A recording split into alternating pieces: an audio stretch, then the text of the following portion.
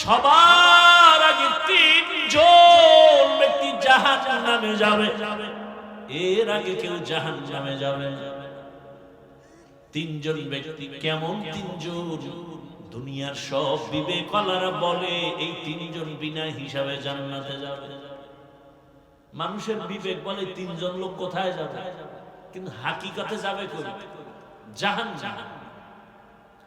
আবু হুরায়রা কান্না করে বলে, ভাই ওই তিনজনের ভেতরে প্রথম আল্লাহ একজনকে ডাকবেন, জামা কাপড়ে রক্ত মাখা,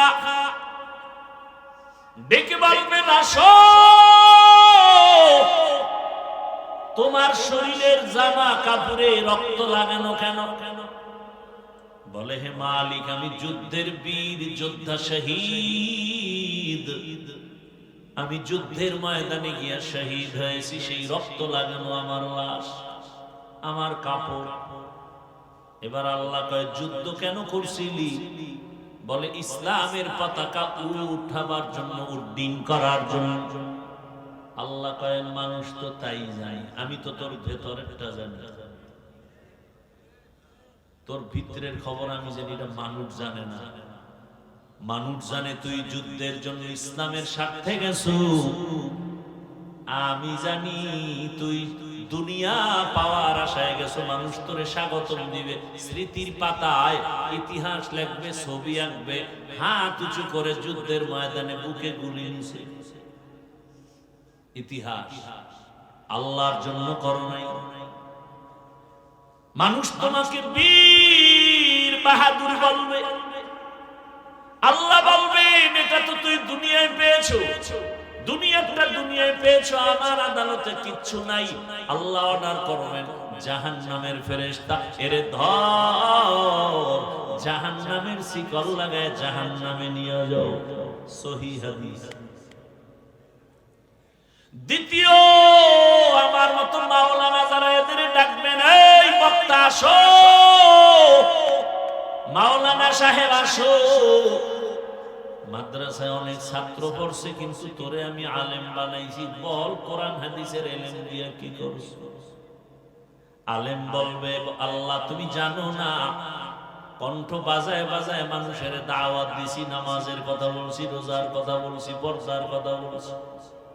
আল্লাহ কয়, মানুষ তো তাই জানে, আমি তোর ভেতরেরটা জানি। তোর নাম যদি পোস্টারে নিচে দিত, তোর মেজাজ গরম। নামটা যদি ছোট হয়ে যাইত, মেজাজ গরম। নামের শুরুতে আল্লাহ না লেখলে মেজাজ গরম। এটি কেউ জানে না। হাদিয়া যদি কমায় দিত, তোর মনে কষ্ট। তোরে মাওলানা না বললে মনে কষ্ট।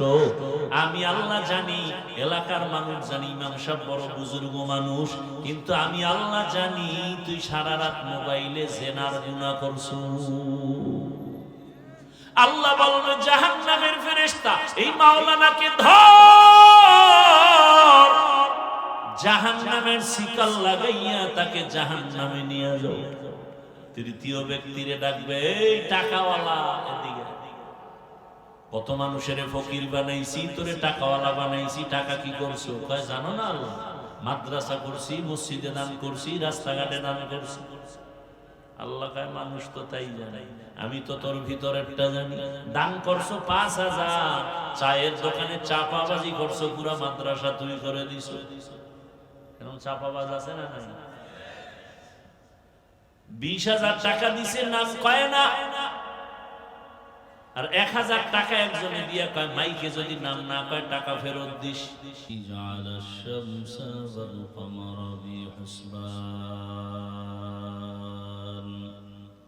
রিভাব দাও। والنجم والشجر يسجدان وفضل زمانا على زمان كما فضل مكانا على مكان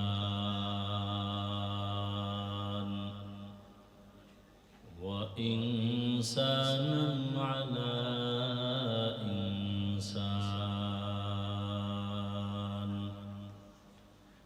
ونشهد أن لا إله إلا الله وحده لا شريك له لا ضد له ولا ند له ولا مثل له ونشهد أن سيدنا وسندنا وحبيبنا وحبيب ربنا وطبيبنا وطبيب قلوبنا ومولانا محمدا عبده ورسوله اللهم صل على محمد النبي الأمي وعلى آله وسلم تسليما وبعد فأعوذ بالله من الشيطان الرجيم بسم الله الرحمن الرحيم وما خلقت الجن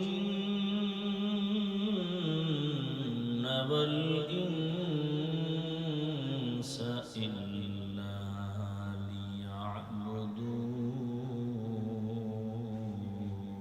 ليعبدون وقال النبي صلى الله عليه وآله وسلم لا طاعة لمخلوق في معصية الخالق صدق الله مولانا العظيم وصدق رسوله النبي الأمي الكريم ونحن على ذلك من الشاهدين والشاكرين والذاكرين والحمد لله رب العالمين سبحانك لا علم لنا إلا ما علمتنا إنك أنت العليم الحكيم رب اشرح لي صدري ويسر لي أمري واحلل عقدة من لساني يفقه قولي نگاہ مومن سے تو بدل جاتی ہے تقدیر نگاہ مومن سے تو بدل جاتی ہے تقدیر یہ بندہ کی قوت نہیں قدرت کا اشارہ یہ بندہ کی قوت نہیں قدرت کا اشارہ اے مرد خرد ترک معاصی کی ضرورت اے مرد خرد ترک معاصی کی ضرورت اب صحبت صالح کی سوا کوئی نہیں چارہ اب صحبت صالح کی سوا کوئی نہیں چارہ مردود ہے پیچھے ہمیں خبر نہیں لیکن مردود ہے پیچھے ہمیں خبر نہیں لیکن ایک وقت میں ہلاک جو اعمال ہے سارا ایک وقت میں ہلاک جو اعمال ہے سارا অতএব উলামায়ে কেরামদের প্রতি আপনাদের অন্ধের মতো ভালোবাসা থাকতে হবে কেন আমি কথা বলছি খুব ছোটখাটো সাদামাটা কিন্তু খুব ওজনওয়ালা কথা পৃথিবীতে আপনাদের জন্য আলেম ওলামা ছাড়া আপন কেউ নাই সব স্বার্থপর সব কি স্বার্থপর, একমাত্র নিঃস্বার্থ আপনাদের বন্ধু ওলামায়ে কেরাম। এটি বুঝাইতে গেলে অনেক টাইম, খুব খেয়াল করেন। ওলামায়ে কেরাম এই জাতি আপনাদের পিছনে যেই পরিমাণ মেধা ব্যয় করেন, সময় ব্যয় করেন স্বার্থ ছাড়া, এরকম আর কেউ স্বার্থ ছাড়া ব্যয় করে না। যারা টুকটাক ব্যয় করে পেছনে স্বার্থ, 5 টাকা দিবে 50 টাকা নিবে, 13 পাবেন না কোন জায়গা দিয়ে নিয়ে গেছে, 13 পাবেন না। বড় কঠিন হালাত, বলারও সুযোগ নাই, শোনারও মানুষ নাই, বিরোধিতা করার মানুষের অভাব না। কি আমি আল্লাহর কোরআন রসুলের কথা বলবো, এখানে ইসলামী মাহফিল, এই প্যান্ডেল ইসলামী প্যান্ডেল, কোরআন হাদিসের কথা বলবো, মুসলমানরা শুনবে। যদি কারো দিলে লাগে একটু ব্যথা কষ্ট, সেটা কোনো ইসলাম বিদ্বেষী থাকলে তাদের ব্যথা লাগবে, তারা একটু বিরোধিতা করবে। আপনাদের অন্তরে ব্যথা লাগবে কেন? বিরোধিতা আসবে কেন? বাধা আসবে কেন? আল্লাহ হেদায়েত দান করুন। দেখেন আপনারা যারা বসে আছেন, দাঁড়ানো আছেন, আপনারা সবাই মুসলমান, আমিও। সত্য কথা স্বীকার করেন, মানেন আর না মানেন, অন্তত সাপোর্ট দেন যে হ্যাঁ এটা সত্য। আপনাদের আল্লাহ একজন আর আমার আল্লাহ আরেকজন। তাহলে আপনাদের আল্লাহ আমার আল্লাহ এক, তাল মিলাইয়েন না। কিন্তু নবী, কোরআন, হাদিস, ধর্ম, কালেমা, কাবা, দুনিয়াতে আসছি আমাদের আসার সিস্টেম না আপনারা লঙ্গি পরে আসছিলেন? বিদায়বেলা কাফনের সংখ্যা পুরুষের 3, মহিলাদের 5, কালার হবে আলাদা। কি কালার হবে? সাদা। আমি বক্তার সম্মানে একটা কাফন বোধহয় বাড়ানো হবে, আপনাদের কোনো গরিব মরে গেলে একটা কাফন কমায় দেওয়া হবে, কবরের সাইজ একটু কম বেশি, তাও এক। কবরে রেখে বিদায়ের পরে প্রশ্ন কয়টা, এগুলো আলাদা, তাও এক। একটু বুঝেন, বুঝার ব্যাপার আছে না এখানে?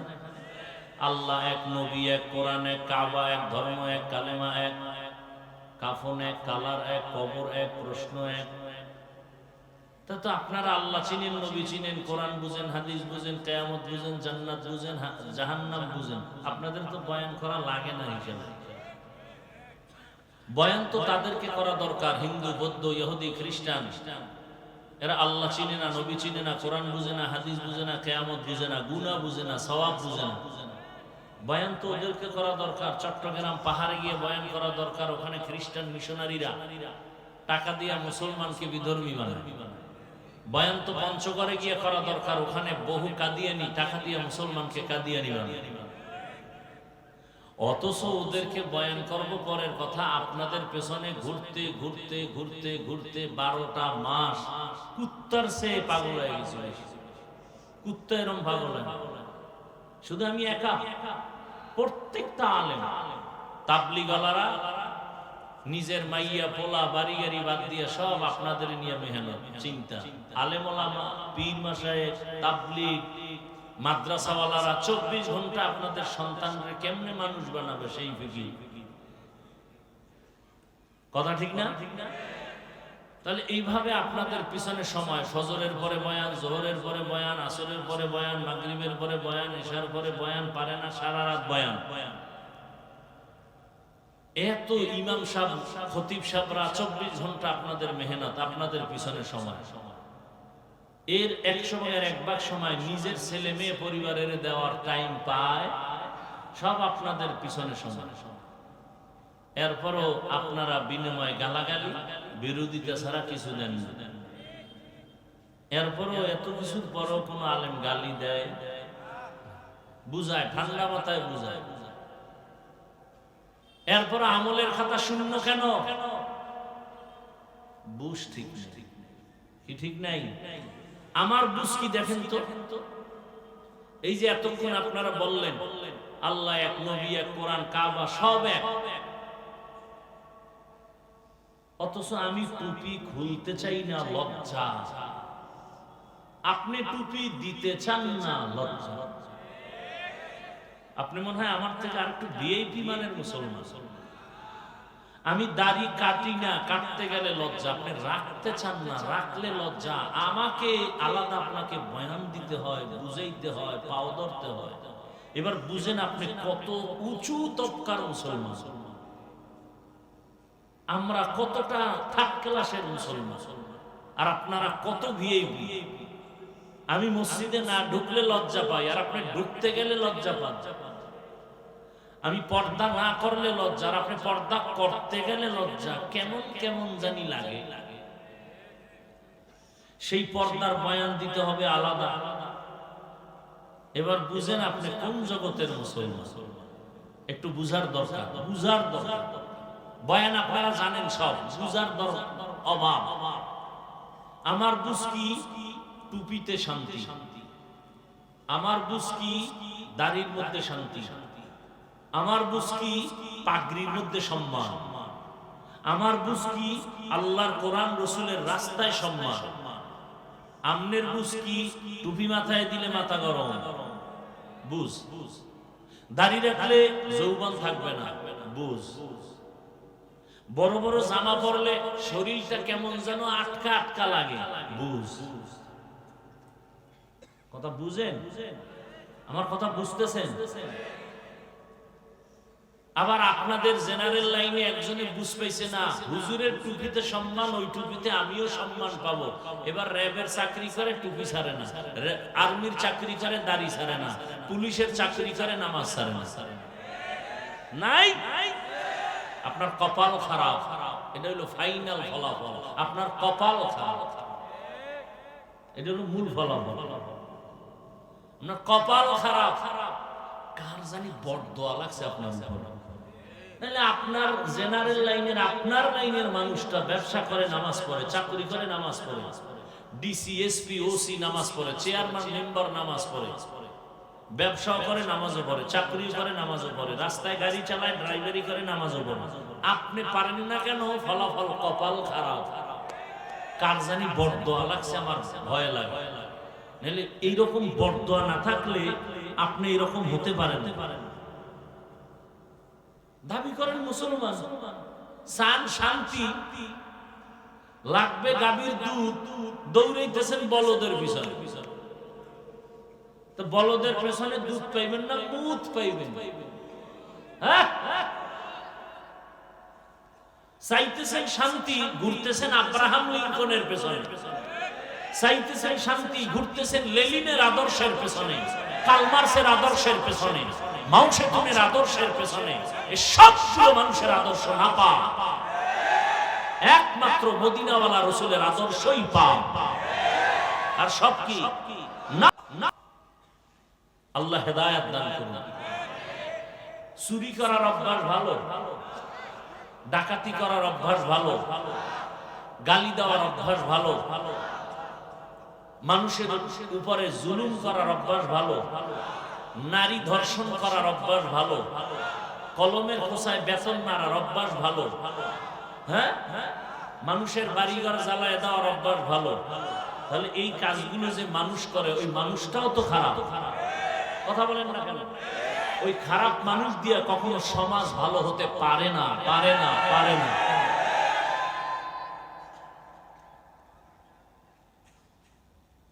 আল্লাহ হেদায়েত দান করুন। লঙ্গির ভেতরে গোবর লাগছে, গোবর চিনেন তো? ইন্ডিয়া থেকে আসে নাকি? এই গোবর কাপড়ে লাগলে পাক না না পাক? পাক করার জন্য কি করতে হবে? কি লাগবে? পানি। একজনে অচেনা পথে চলতেছে, হঠাৎ গোবর লাগছে, পানি পায় না, খুঁজতে খুঁজতে আধা ঘন্টা ঘাম, গাছের নিচে বইয়া নিঃশ্বাস ছাড়ে, কই ভাই পানি, অচেনা পথ। আর একজনে কয়, তুমি এত পেরেশান কেন? কয় যে গোবর লাগছে কাপড়ে, পানি পাই না, ধুবো কি দিয়া? আরে তুই কি বোকা? এত কষ্ট করা লাগে? নিজের কাছেই তো স্পেশাল পানি আছে। কথা বলেন না কেন? ওই পানির নাম কি? প্রস্রাব। কই ছিলি তুই আধা ঘন্টা আগে? বুদ্ধিটা আগে থাকলে আমার কি এত গান জড়ান লাগতো? প্রস্রাব দিয়ে যদি গোবর ধুয়েই ফেলে কি পরিমাণ পাক হবে? আমি শুরুতে বলছি, একটা ফাউল কথা বলার আমার সময় নেই। আমার কথাগুলো খুব অল্প অল্প কাটা কাটা, কিন্তু আসমান বরাবর ওজনওয়ালা কথা। গোবর ধুইতে গিয়া প্রস্রাব দিয়ে ধুইলে যেমন নাপাক আরো ছড়ায়, চরিত্রহীন লম্পট ধর্ষক আর খুনি আর জালেমকে যদি বলেন আমার এলেঙ্গা এলাকাটা পবিত্র বানাও, এই এলাকা আরো অপবিত্র হয়ে যাবে। আল্লাহ হেদায়েত দান করুন। আমরা এখানে পরিচয় দিচ্ছেন মুসলমান, আমরা মানুষ। একজন আল্লাহর ওলি সুন্দর কথা বলছেন, আপনারা মুরগি কিনেননি, 2-4 কেজি ওজনওয়ালা মুরগি কিনতে কত লাগবে বলেন তো? 1000। আচ্ছা, একটা খাসি কিনতে কত লাগবে ভালো মোটা তাজা? 15,000। একটা গরু 1 লাখ। উটের দাম আরেকটু বেশি। আপনারা তো সব মানুষ। কেমন মানুষ যে আপনারা আশরাফুল মখলুক, কথা ঠিক? মানুষ কি টাকায় বিক্রি হয়? টাকায় বিক্রি হয় পশু। আপনারা তো মানুষ। আবার এই পশুও তো বিক্রি হয়, একটা মান আছে, 20,000, 50,000, 1 লাখ, 2 লাখ। আর আপনি কোন মানুষ যে ভোটের আগের রাত্রে 500 টাকায় বিক্রি হয়ে যান? আপনি মানুষ না পশু? আপনার পশু বললেও হবে না, আপনি পশুরটাও খারাপ।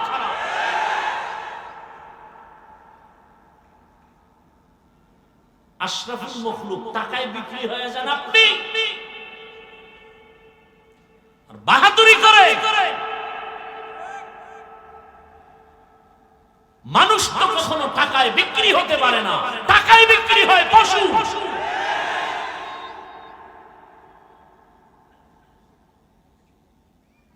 আপনার দাম, নিজের দাম নিজে না দিলে কে দিলে? আপনার ইজ্জত আপনি রক্ষা না করলে কে করবে? আল্লাহ হেদায়েত দান করুন। আমি তো বলি, ভোটের আগের রাত্রে যারা মান্যত করছো টাকা খাবাই, বাথরুমে গিয়ে 10 গ্রাম পায়খানা খাইও, পরে এলেঙ্গা বাজারে গিয়ে হালাল সাবান কিনে কুলি করবা, গন্ধ শেষ। আর যদি পচা টাকা খাও, জাহান্নাম ছাড়া এই গন্ধ যাবে না। আল্লাহ হেদায়েত দান করুন। যার থেকে টাকা খাইছো, নিয়ম কি? ও আবার ক্ষমতা যাইয়া তোমার কপালে যা বরাদ্দ হবে সরকার থেকে সব ও খাবে। তুমি ওরটা খাইছো, বাড়ি বেচে টাকা দিছে, জমিন বিক্রি করে টাকা দিছে, নাইলে ভোট দিবা না, এই ধান্দাবাজি করছো। তো এখন কয় আমার বেচতে বেচতে আর নাই, ওর উপায় কি? কয় তুই আমার যখন ক্ষমতায় বলি না, আমগুলি খাইছি। তো নিয়ম তো চলতেছে, সমস্যা কি? এই সব বয়ান দিয়া না, এই সব কিছু বন্ধের একমাত্র ঠিকানার নাম ইসলাম। ইসলাম যতদিন পর্যন্ত জমিনে কায়েম হবে না, আল্লাহর জাতের কসম, ততদিন পর্যন্ত জমিনে চাপাবাজদের আওয়াজ হবে, শান্তি কপালে আসবে না। সম্ভব না, কোনদিন সম্ভব না। খোদার কসম, আমি মানুষের বাচ্চা, আমি মুসলমান, আল্লাহকে সাক্ষী রেখে বলছি, কোনদিন সম্ভব না। ইসলাম ছাড়া শান্তি আসবে সম্ভবই না। ইসলাম কি বলে? দুজন এক জায়গায় হলে সালাম দাও। সালাম মানে কি? শান্তি শুরু। আসসালামু আলাইকুম, তোমার উপরে শান্তি বর্ষণ হোক। সেও আবার বলে ওয়ালাইকুম আসসালাম, তোমার উপরেও শান্তি বর্ষণ হোক। এর নাম ইসলাম। ইসলাম বলে বড়রা ছোটদেরকে মায়ার নজরে দেখো। মাল্লাম ইয়ারহাম সগীরানা ওয়া লাম ইউক্কির কাবীরানা ফালাইসা মিন্না। ও ছোটরা, বড়দেরকে সম্মানের নজরে দেখো।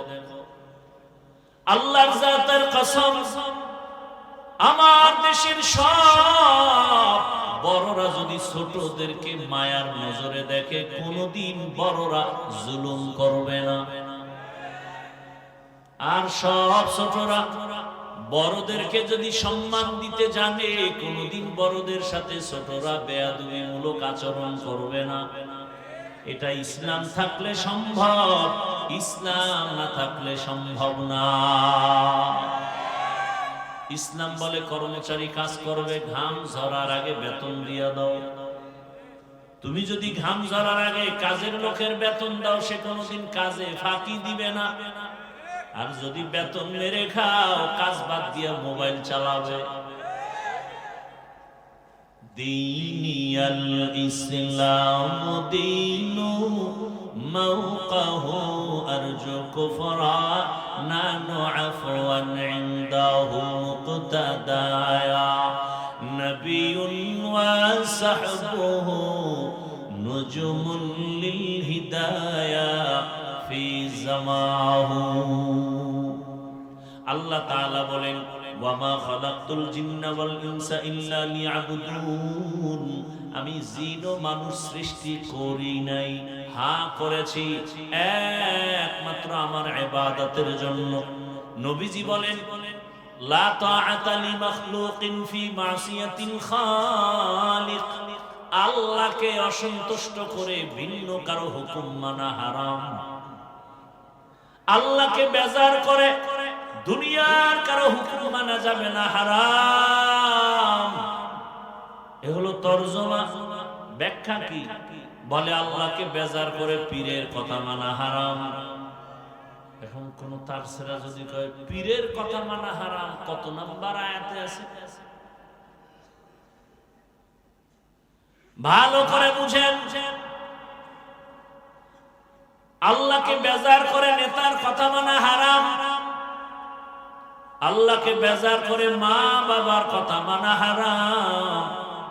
এক কথায় জবাব, দুনিয়ার সবাইকে বেজার করা সম্ভব, আমার আল্লাহকে বেজার করা সম্ভব না। কিন্তু আমরা করি তো উল্টা। পর্দা করলে আত্মীয় স্বজন বেজার, আমার আল্লাহ খুশি। এবার আত্মীয় স্বজনের খুশি রাখার জন্য পর্দা ছেড়ে দিছে, দইরা বসলে বলে আল্লাহরে পরে খুশি করবো, তওবার মাধ্যমে এখন একটু আত্মীয় খুশি করে নেই। ভাইরা আমার, দুনিয়ার সব বেজার হতে পারে, আমার আল্লাহকে বেজার করা কোনোভাবেই সম্ভব না। জমিন কার? আসমান কার? সূর্যের আলো ভোগ করেন কার দেওয়া? চাঁদের আলো কার? বাতাস ভোগ করি কার? তাল মিলাইয়েন না, বুঝে শুনে কইেন না। হতে পারে না যে না হুজুর আসলে ঠিকই বেতালে বইলে ফলাইছি। মূল বিষয় হলো চাঁদের আলো আর সূর্যের আলো আল্লাহ দেয়, আর এই যে বাতাস টাতাস যা নিতেছি না আমগো দলের নেতারা থাকলে বলে কে দেন? আমার আল্লাহ। জমিনের ফসল খাই কে দেন? ভালো করে বুঝেন, আমার আল্লাহর দেয়া জমিন, আল্লাহর দেয়া আসমান, আল্লাহর দেয়া পানি, আল্লাহর দেয়া বাতাস, আল্লাহর দেয়া সূর্যের আলো, চাঁদের আলো, সব তুমি আমার আল্লাহর দেওয়া ভোগ করো। ওই আল্লাহর জমিনে থাইকা এখনো আল্লাহরে চিনো না। কার বাতাস নেও, এখনো তার সেই মালিকের চিনো না। বিনা টাকায় ফিরি কার আলো ভোগ করো, তার চিনো না। এত দয়াময় কে যে আমারে ফিরি দেয়? তোমারে যদি ফিরি কেউ বাড়ি গেরি করে দেয়, তুমি দেয়ার পায়ে চুমা দিবা। আমার আল্লাহ ঘুমায় গেছি, মরার ঘুম, দোয়াও তো বলছি মরার দোয়া, আল্লাহুম্মা বিসমিকা আমুতু, তোমার নামে মরতেছি। ওই ঘুম থেকে যদি আমার আল্লাহ সজাগ করে না দেন, জমিনে আর কেউ সজাগ করতে পারবে? কিন্তু সে আল্লাহকে চিনি না। আল্লাহকে যদি যে চিনে না সে মানে না। যে যাকে চিনে না সে তাকে মানে না, আর যে যাকে চিনে সে তাকে মানার মতো মানে, জীবন দিতে রেডি। নবী বলেন আল্লাহকে বেজার করা যাবে না, কারণ দুনিয়াতে যাদেরকে দেখো বাবায় দেয়, মা দেয়, ভাই দেয়, বোনেরা দেয়, দয়া করে দয়া, এরা আমার আপন আপন বলি। কিন্তু আল্লাহর জাতের কসম, আমার আল্লাহর মতো আপন কেউ নাই, বাকি সব হলো স্বার্থপর। মনে করছিলাম আব্বা আম্মার বুঝি স্বার্থ নাই, আরে সর্বনাশ। সোনার বাংলায় তাকায় দেখি স্বার্থের টানে মা বাবা সন্তানের জবাই করে দিছে। বাবা হইয়া মেয়েটাকে হোটেলে ঢুকাইয়া কয়, আজকে রাতের জন্য তুই আমার কাছে মেয়ে না, স্ত্রীর মতো। এটা ইন্ডিয়ার খবর। কোথায় টের পাইতেছেন? চরিত্র গেছে। আসলে মানুষ হইতে পারি না, এই জন্য এটি শুনতেছি কানে, ঠিক দিলে ধাক্কা লাগে না। মানুষ হইলে ধাক্কা লাগতো। বক্তা হইছি, মাওলানা হইছি, মানুষ হতে পারি না। বড় কঠিন জিনিস। টুপি, দাড়ি, নামাজ, রোজা সব কইরা আপনাদেরকে পাও ধরে ধরে বয়ান করতেছি, আবার মাপ চাইতেছি, আবার বলতেছি আমি বক্তা হইছি, ঠিক মানুষ হই না। তো আপনার যাদের নামাজ রোজা কিচ্ছু নাই, আপনি কেমনে মানুষ হয়ে বসে আছেন? আপনি কোন ভাবে কিভাবে নিশ্চিন্তে বসে আছেন? ওমর ফারুক রাদিয়াল্লাহু তাআলা আনহু দুনিয়ার মানুষকে বলে, দে আমারে চিননি তোরা, আমি কত বড় সন্ত্রাসী জানো? 27 বছর বয়স, আমি ওমর 27 বছরের কালে তরবারি নিয়ে দৌড়াইছি মুহাম্মদের কল্লা ফালাইতে। কে কি ঘটনা জানেন না?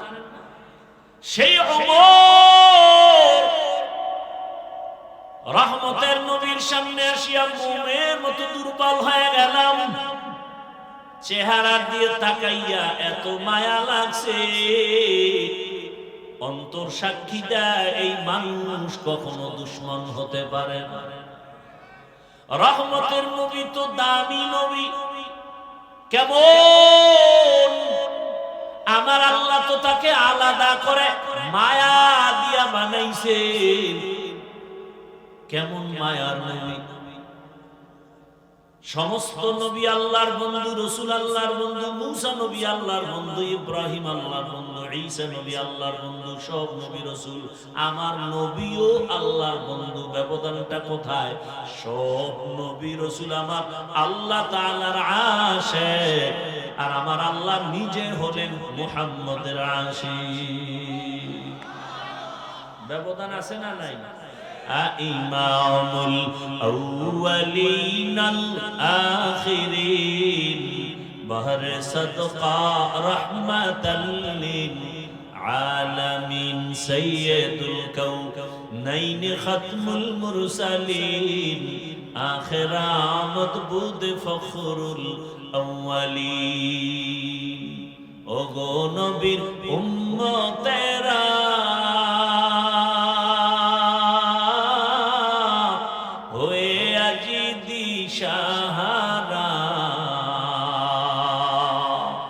কোরআন হাদিসের চলো যখন যাহা চায় মনে, নবী বিনে কে দাঁড়াবে পুলসিরাত মিজানে, নবী বিনে কে দাঁড়াবে পুলসিরাত মিজানে। উম্মতের কান্ডারি নবী কাঁদছেন উম্মতের লাগি, এখনো কাঁদেন নবীজি শুয়ে মদিনার পানে। নবী বিনে কে দাঁড়াবে পুলসিরাত মিজানে, নবী বিনে কে দাঁড়াবে পুলসিরাত মিজানে। খারাপ লাগে আপনাদের? ঘুমের টান আছে? আমার তো জানা মতে বাঙালি রাতে মোবাইলের হক আদায় করে, কেউ ঘুমায় না। আমি ঘুমাই না তো আপনি কেমনে ঘুমাইবেন? ইমাম সাহেব ঘুমায় না, আপনি কেমনে ঘুমাইবেন? আমরা হুজুরেরা যদি সারা রাত অনলাইনে থাকি তো আপনাদের উপায় কি? আল্লাহ হেদায়েত দান করুন। এই জন্য অল্প টাইম কখন বলি এত কথা। আবু হুরায়রা রাদিয়াল্লাহু তাআলা আনহু বলেন, মদিনাতুল মুনাওয়ারা একজন সাহাবী মক্কা থেকে আসছেন হেঁটে হেঁটে, এসে দেখে মদিনার মাঝে আবু হুরায়রা, চারপাশে মানুষ ভিড় করে বসে আছে। হাদিস শুনে আবু হুরায়রার থেকে বয়ান শুনে হঠাৎ আবু হুরায়রা বলেন, ওই সাহাবী, ভিড় কমার পর আমার কানের সাথে মুখ লাগায় কয়, আবু হুরায়রা সাহেব একটু কথা বলো।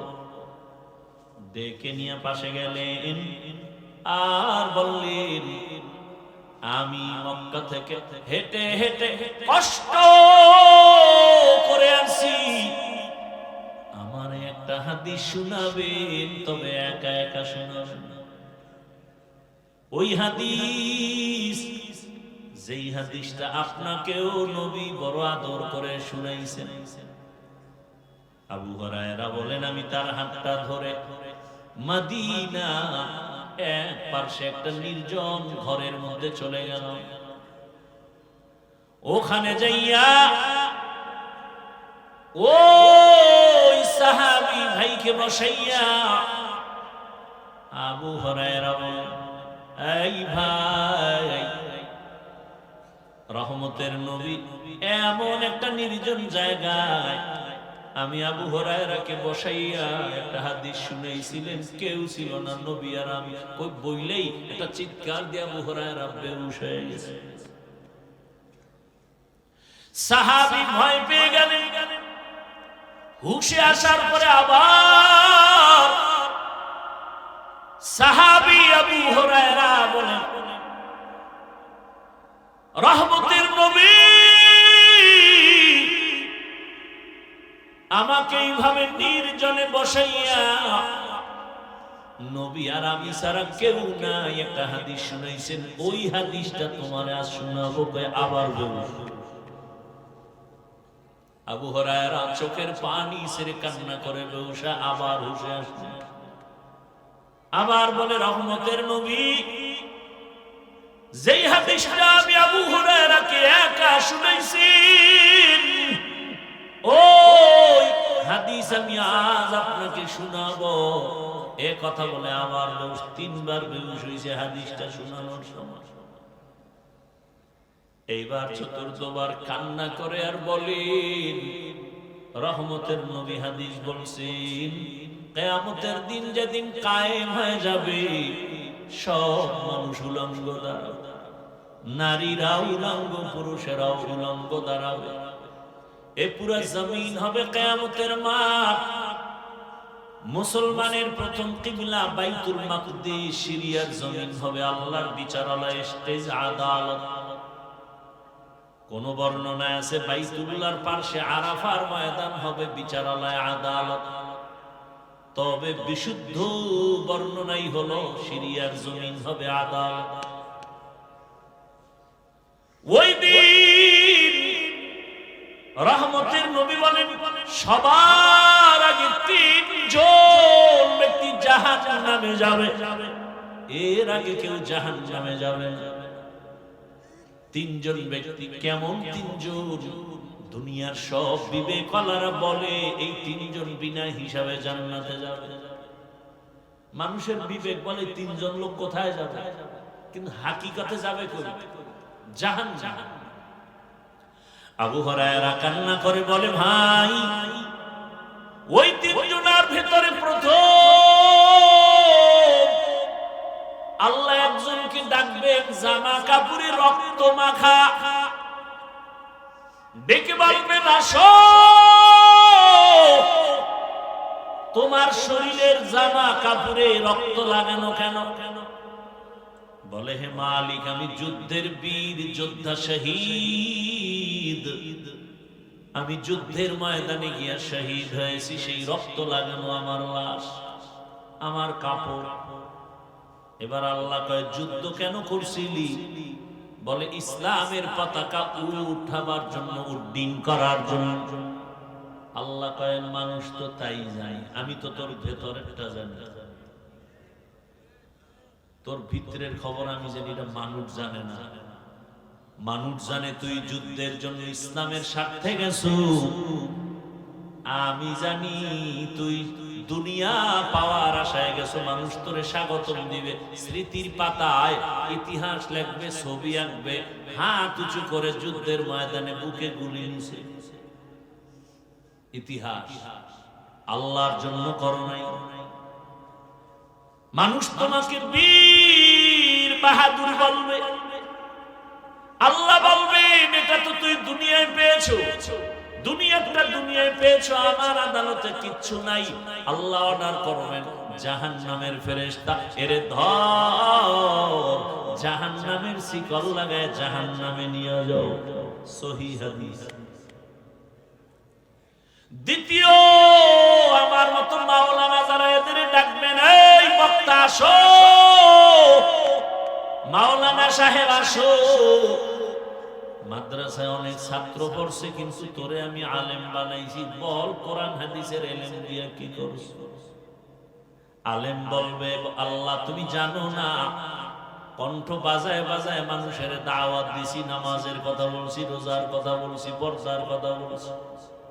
আল্লাহ কয় মানুষ তো তাই জানে, আমি তোর ভেতরেরটা জানি। তোর নাম যদি পোস্টারে নিচে দিত তোর মেজাজ গরম, নামটা যদি ছোট হয়ে যাইত মেজাজ গরম, নামের শুরুতে আল্লাহ না লেখলে মেজাজ গরম। এটি কেউ জানে না। হাদিয়া যদি কমায় দিত তোর মনে কষ্ট, তোরে মাওলানা না বললে মনে কষ্ট। আমি আল্লাহ জানি, এলাকার মানুষ জানি, ইমাম সাহেব বড় বুজুর্গ মানুষ, কিন্তু আমি আল্লাহ জানি তুই সারা রাত মোবাইলে জেনার গুনাহ করছু। আল্লাহ বলবে জাহান্নামের ফেরেশতা, এই মাওলানাকে ধর, জাহান্নামের শিকল লাগাইয়া তাকে জাহান্নামে নিয়ে যাও। তৃতীয় ব্যক্তিরে ডাকবে, এই টাকাওয়ালা এদিকে। কত মানুষের ফকির বানাইছি, তোরে টাকাওয়ালা বানাইছি, টাকা কি করছো? কয় জানো না আল্লাহ, মাদ্রাসা করছি, মসজিদে দান করছি, রাস্তাঘাটে দান করছি। আল্লাহ কয় মানুষ তো তাই জানে, আমি তো তোর ভিতরেরটা জানি। দান করছো ৫,০০০, চায়ের দোকানে চাপাবাজি করছো, পুরা মাদ্রাসা তুই করে দিছো। এরকম চাপাবাজ আছে না? ২০,০০০ টাকা দিছে, নাম কয় না। আর ১,০০০ টাকা একজনে দিয়া কয় মাইকে যদি নাম না কয় টাকা ফেরত দিস। নাই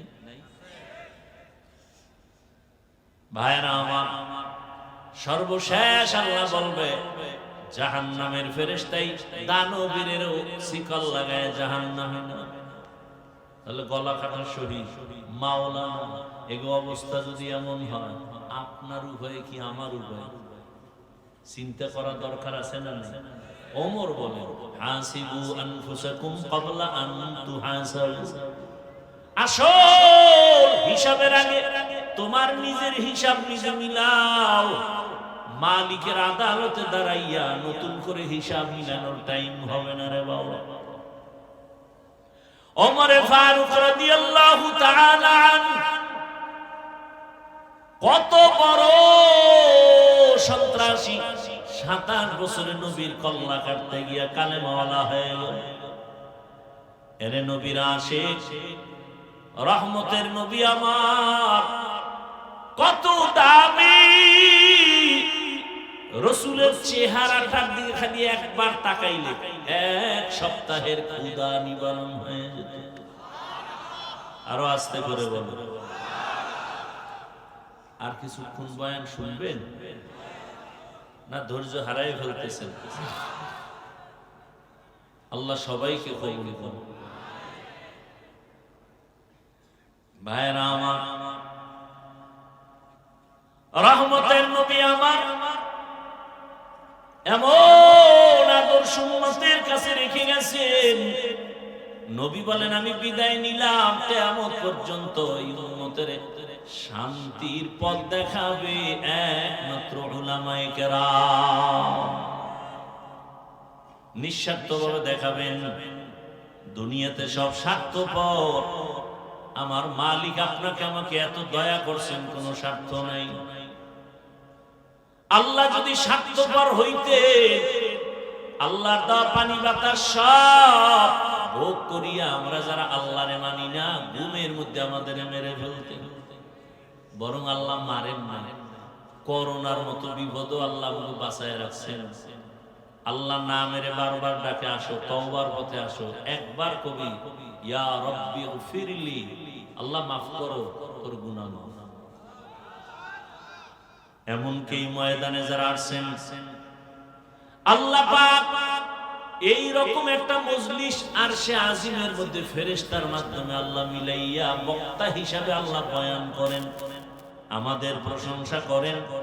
আর ফেরেশতাদের বলেন, এলেঙ্গার ওই কলেজ মাঠে যারা আসছে কোরআনের মহব্বতে, ঘোষণা দিয়ে দিলাম তাদের জীবনের সব গুনাহ মাফ। আতিনা ফি দারে দুনিয়া না হাসান, আতিনা ফি দারে উকবা না হাসান, ইয়া গিয়াসাল মুস্তাগীসিন ইহদিনা লফতিখারা بالعلوم والغنى ہر گوری دینے کو تو تیار ہے، جو نہ مانگے اس سے تو بیزار ہے। দুনিয়ার সবাই এই মোনাজাতটা দিয়েই দেব, কিন্তু না আপনাদের যে জোর করে বয়ান শোনাবো এই দায়িত্ব তো আল্লাহ আমাদের দেয়নি। আমার ভাল লাগে না, আমার দরকার কি এত চিল্লা ভল্লা করা? আমি চলে যাই মোনাজাত দিয়ে।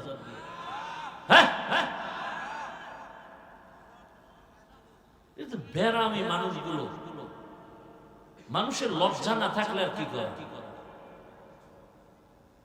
১৫০০ বছর আগে রাসূল বলে গেছেন, লা ঈমান লিমান লা হায়া আলাইহি। যাদের লজ্জা নাই ওদের ঈমান নাই। এই ফাঁকে ফাঁকে ফাঁকে ফাঁকে জোতা লইয়া কই যে ভাগতেছে, মনে হয় হেদায়েত হয়ে গেছে। গিয়েই রাস্তায় দেখবেন বিড়ি টানতেছে। লজ্জা শরম নাই। আল্লাহ হেদায়েতের দৌলত দান করেন।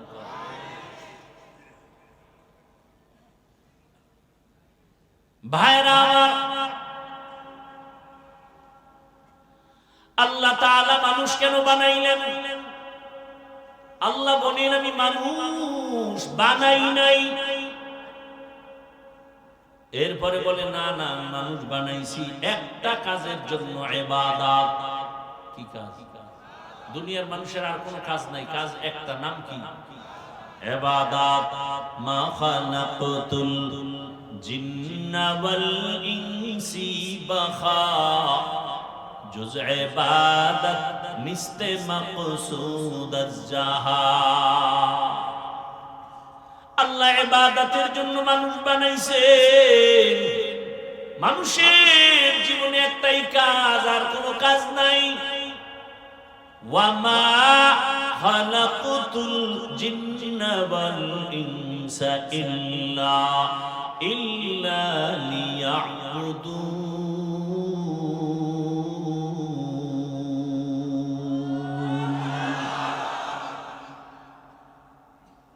আল্লাহ তাআলা লিয়াবুদুনের ব্যাখ্যায় অনেক মুফাসসিরিনে কেরাম লিখছেন, লিয়ারিফুন। আরাফা ইয়ারিফু থেকে মারিফত। আয়াতের তরজমা হলো, আমি মানুষ বানাবার একমাত্র কারণ আমার মারিফত অর্জন করার জন্য। মারিফত মানে পরিচয় লাভ করা। কার পরিচয়?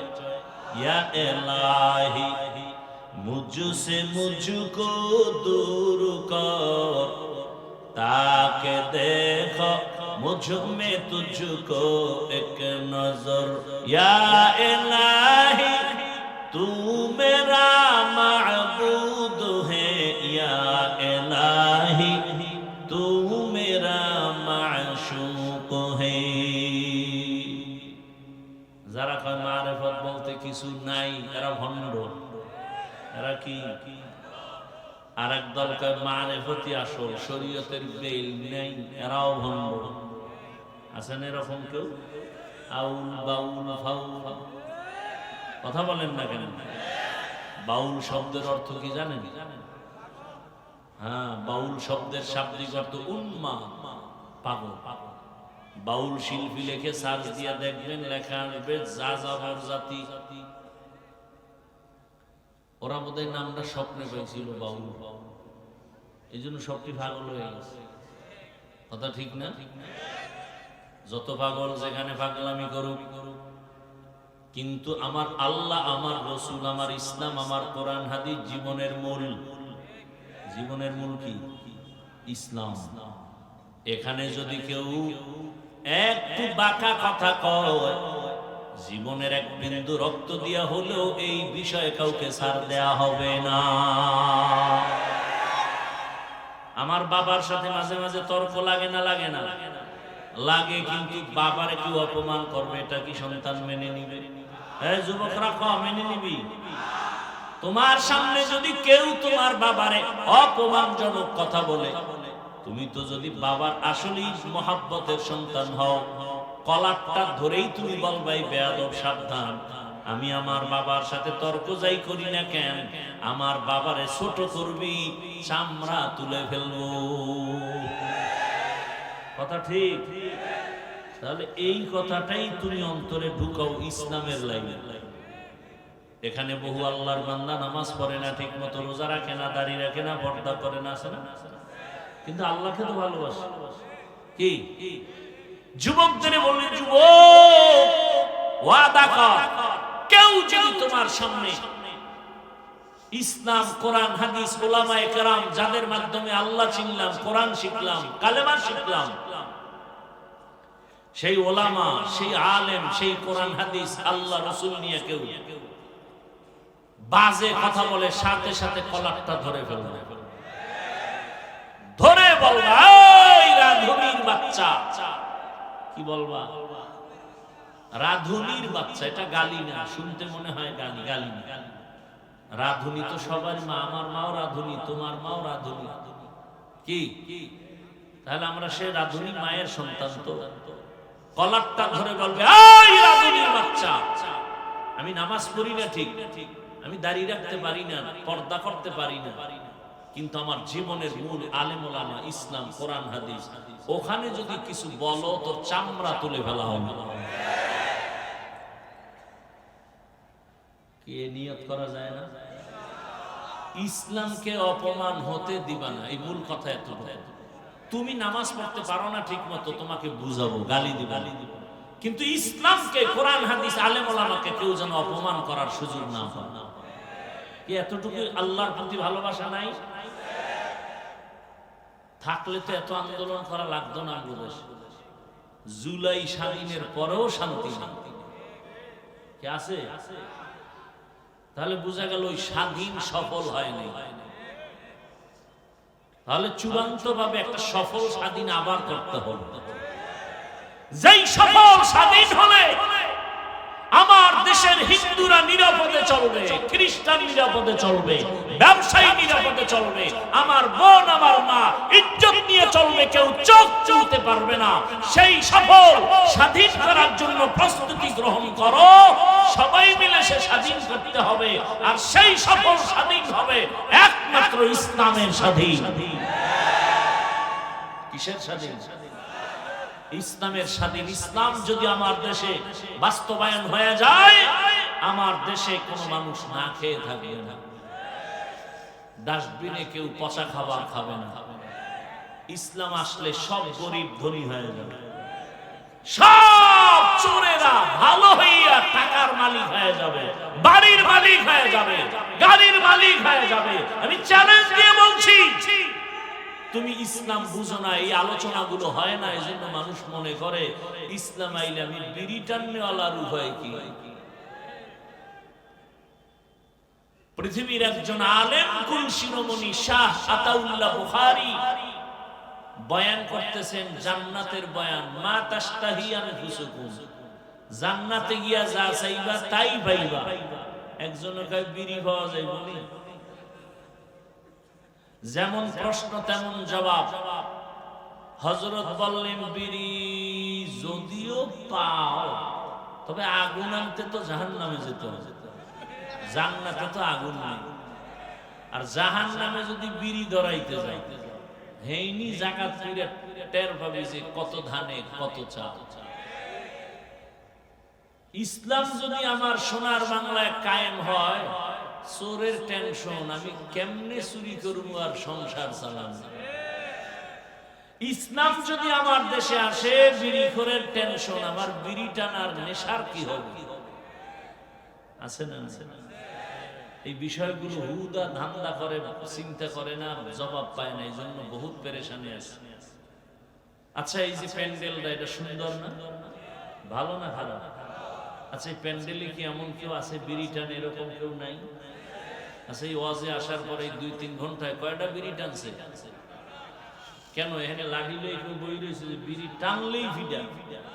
হ্যাঁ, আচ্ছা, কেউ মাইক লয়ে বলছে এই বিড়ি টানা যাবে না, বলছে? তো ওই লোকটা একটা বিড়িও টানলো না, যে কুয়াশার ভিতরে কিচ্ছু দেখা যায় না, মুখে আগুন দেখা যায়, সেই লোকটা 2-3 ঘন্টা এখানে বয়ান শুনলো, একটা বিড়ির টান দিল না, চিন্তায়ও আসলো না। কারণটা কি? সেই পরিবেশ। ইসলাম আসলে তো পুরো দেশের পরিবেশটা এমন হবে যে নিজের থেকেই বলবা যে এই পরিবেশে বিড়ি টানা যায় না, এই পরিবেশে আতর লাগানো না। চোর চুরি করে কেন? অভাবে। আমার দেশে কিছু কিছু বেশিরভাগ চোর যারা গরিব, ওরা চুরি করে। অল্প সংখ্যক চোর গরিব, এরা অভাবের চুরি করে। বেশি আমগো দেশের চোর হলো শিক্ষিত চোর। এই চোরগুলো চুরি করে স্বভাবের চোরের চুরি বন্ধ করতে লাগবে তাকওয়া। আর অভাবের চোরের চুরি বন্ধ করতে ইসলাম বলবে অর্থনীতি কায়েম করো। মুসলমানের অর্থনীতি, ইসলামের অর্থনীতি চলে আসলে সব গরিব ধনী হয়ে যাবে, যাকাত নেওয়ার লোক পাওয়া যাবে না। কারণ সব অর্থনীতি ইসলামের গরিবের সহযোগিতা করার জন্য। আর এই বর্তমান দুনিয়ার নাস্তিকতার অর্থনীতি ধনীকে আরো ধনী বানায়, গরিবরা আরো ফকির বানায়। ব্যাংকে যাবেন যে আমারে 1 কোটি টাকা লোন দাও, কোন গরিব যদি দিবে, বড় লোক গেলে বলবে 1000 কোটি টাকা দিবে। মানে তেলা মাথায় তেল, তেলা মাথায় তেল। তাহলে ইসলাম আসলে চোর যে অভাবে চুরি করে, সে অভাব থাকবে না, চুরি করবে কেন? আমরা বুঝি না যে ইসলাম কেমন শান্তি। হিন্দুরাও শান্তি পাবে ইসলাম আসলে, খ্রিস্টানরা শান্তি পাবে ইসলাম আসলে। সব মানুষ তার ইজ্জত নিয়ে নিরাপদে চলবে, কোনো টেনশন নেই। আর ইসলাম ছাড়া কোনোদিন দুর্নীতি বন্ধ করা যাবে না, চুরি বন্ধ করা যাবে না। একদল কয় ইসলাম আসলে তো আত থাকবে না, কাটতে ভালোই বছর। সৌদি আরব চোরের হাত কাটে, মানে হাতওয়ালা কোনো মানুষই নেই। কি সৌদি আরবের কোনো মানুষ নাই হাতওয়ালা? ফাও বয়ে বয়ে চিন্তা, মরাটারে মার ওখানে খাইল এখানে। আল্লাহ হেদায়েত দান করুন। আল্লাহরে এত দুর্বল মনে করছেন? আল্লাহর কোরআন ইসলামকে এত দুর্বল ভাইবেন না। আল্লাহ দিছেন ইসলাম মানুষের কল্যাণে, তো কল্যাণই হবে। দেখেন আমাদের দেশ তো ইসলামী আইনে চলে না, চলে, কিন্তু এরপর আমরা যারা ইসলাম নিয়ে বেঁচে আছে, আমাদের শান্তি আছে না নাই? আমাদের সম্মান আছে না নাই? এটাই প্রমাণ ইসলাম আছে, শান্তি আছে। ইসলাম নাই, সেখানে শান্তি শান্তি নাকি ওই পশুর মতো বিক্রি হবেন ভোটের আগের রাতে? আল্লাহ হেদায়েত দান করুন। ওয়ামা খালাকতুল জিন্না ওয়াল ইনসা ইল্লা লিয়াবুদুন। আল্লাহ তাআলা বলেন ইবাদতের জন্য আমি মানুষ বানিয়েছি, আর কোনো কাজ নাই। মানুষের একমাত্র কাজ হলো ইবাদত। এবার আমি সংক্ষেপে বলছি ইবাদত কি এবং কেন এবং কিভাবে করব। মানুষের জীবনের প্রতিটি ক্ষেত্রে আল্লাহর হুকুমকে বাস্তবায়ন করার নাম ইবাদত। আল্লাহর হুকুম বাস্তবায়ন করো, এর নাম ইবাদত। কেন করবো ইবাদত? বলে যে আল্লাহর দেওয়া সূর্যের আলো নিতেছি, বাতাস নিতেছি, যে আল্লাহর দেওয়া মোহাব্বতের কণ্ঠ দিয়ে কথা বলতেছি।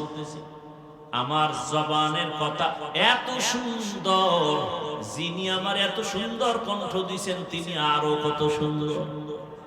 কথা বলেন না কেন? তার একটু দেখতে মনে চায় না? হ্যাঁ, তো ইবাদত করো। আল্লাহ কয় ইবাদত করবি, আমার সাথে হবে মোলাকাত, আমি পুরস্কার দিব তোরে জান্নাত।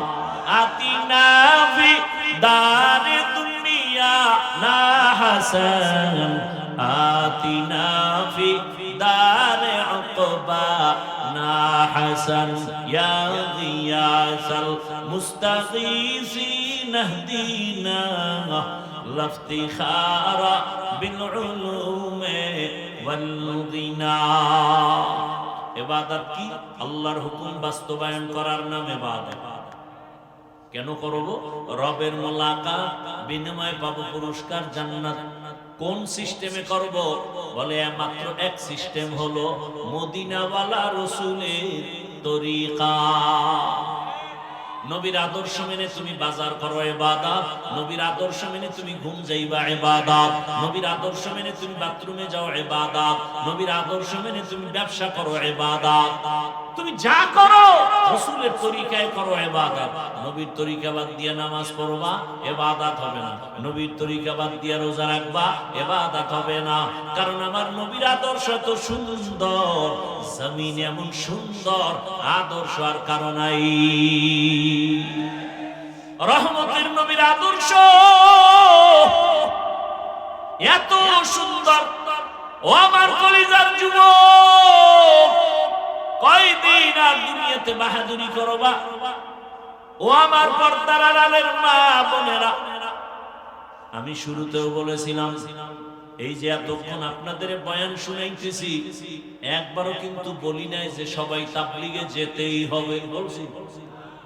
আমি একবারও বলি নাই মাদ্রাসায় পড়তেই হবে, পীরের কাছে যেতেই হবে। ও আল্লাহর বান্দা, আমি যেটা বুঝাতে চাই, যে যে লাইনে আছে ওখানে থেকে জান্নাতের টিকিট রেডি করো। তুমি স্কুলে পড়ো, কলেজে পড়ো, চাকরি করো, ব্যবসা করো, তোমার লাইনে জান্নাতের পথে মানুষ কি নাই? আমার কলিজার যুবকদের বলবো, আমার দেশে মাওলানা মুফতি মুহাদ্দিসের অভাব নাই।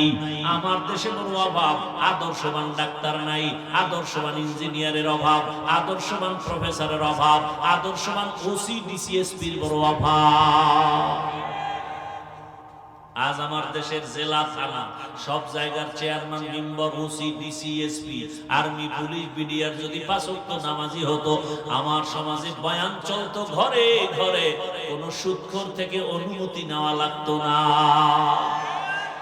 এরে আমার যুবক, দোয়া করে গেলাম, তুমি ওসি হও, এসপি হও, ডিসি হও, ডাক্তার হও, প্রফেসর হও, চেয়ারম্যান, মেম্বার, এমপি হও, তবে ছোট একটা দাবি, বেয়াদব হইবা না, সাবধান।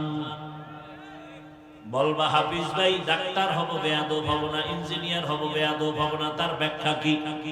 তার সংক্ষেপ ব্যাখ্যা, 3 জায়গা থেকে বরদোয়া নিবা না, জীবন সফল।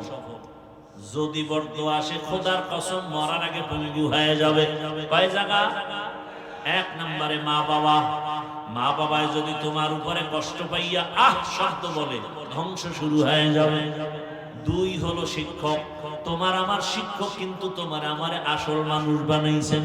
ওই শিক্ষকের সাথে বেয়াদবি করবা, নিঃশ্বাস ফেললে তোমার জীবন বরবাদ। 3 নাম্বার উলামায়ে কেরাম, মুরব্বী, এদের সাথে যদি বেয়াদবি করো, নিঃশ্বাস ফেলে তোমার জীবন নষ্ট হয়ে যাবে।